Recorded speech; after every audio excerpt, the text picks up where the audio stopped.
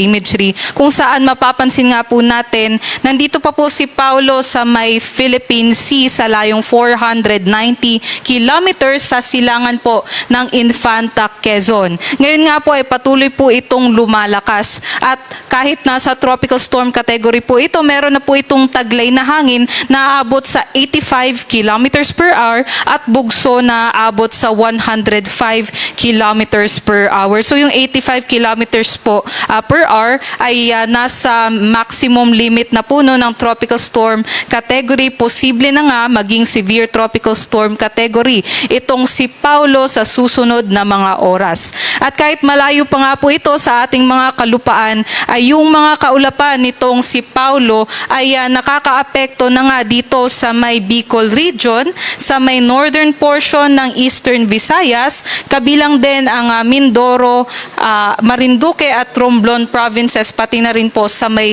Cagayan Valley. At inaasahan nga natin na habang mas lumalapit pa itong si Paulo at ay mas marami pang mga probinsya ang makakaranas ng mga malalakas na pagulan at malalakas na hangin dahil dito kay Paulo.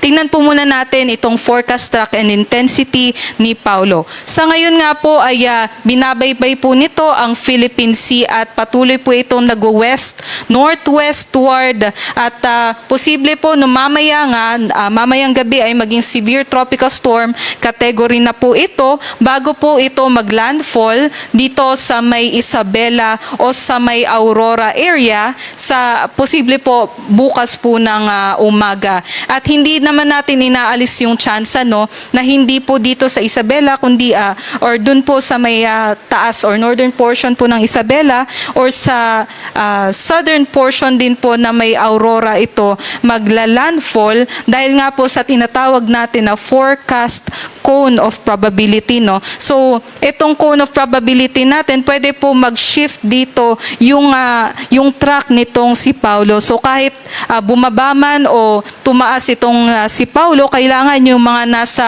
cone of probability natin ay maghanda na sa posibleng impacts nitong si Paulo. At ito nga pong yellow na bilog, ito nga po yung mga makakaranas ng at least 39 kilometers per hour na mga hangin, which is delikado na po ito, no?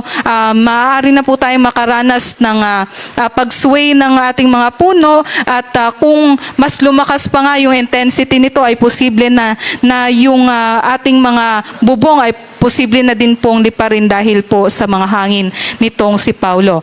At inaasahan natin dahil po may kabilisan ang pagkilos nitong si Paulo, posibleng nasa may West Philippine Sea na po ito sa Sabado ng umaga at makakalabas naman po ng ating Philippine Area of Responsibility sa Sabado naman po ng hapon.